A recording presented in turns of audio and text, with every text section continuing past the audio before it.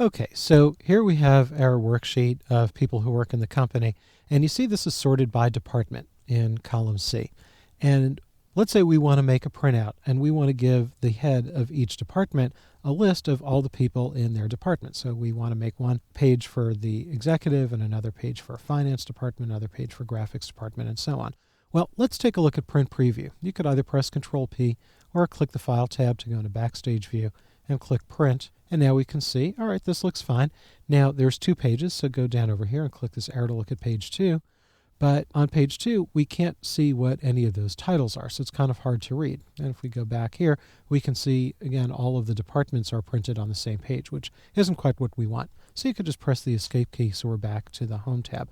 What we want to do is put in a page break before each department. So let's click on the first person here in the finance department.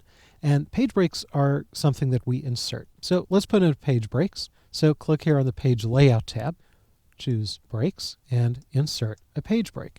And you see that we now have the dotted line across. Well, let's try that again. Let's go to the first person in the graphics department, click breaks, and insert page breaks. Well, if you have a long worksheet and you want to put in a lot of page breaks, this gets really old really fast.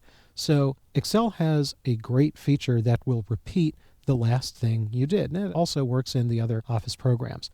To repeat the last thing you did, all you have to do is press the F4 key on the keyboard. So let's go over here. Here's the first person in Human Resources. Press F4, and that puts in a page break because the last thing we did was a page break. Scroll down, click before the first person in IT, press the F4 key. The first person in Marketing, press F4. Click the first person in Sales and press F4.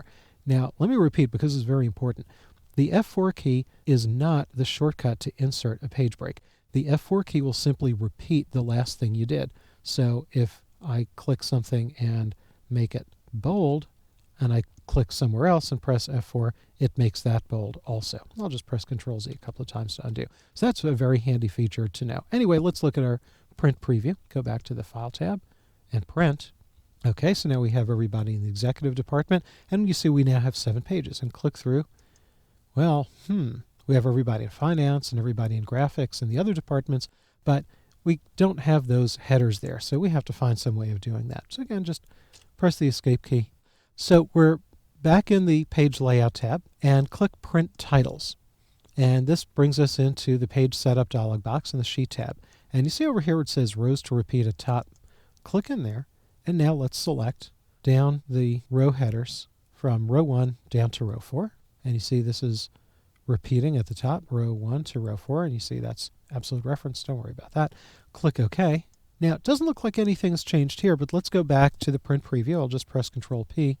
So here's page 1, looks the same as it did before, but now when you click through, here's page 2, the finance department, click again, graphics department, human resources, and so on. Now, I had mentioned in an earlier movie that you can split the screen into top and bottom, left and right halves. That has nothing to do with printing. So if you want multiple pages to have repeating rows at the top, you need to use this feature of putting in print titles.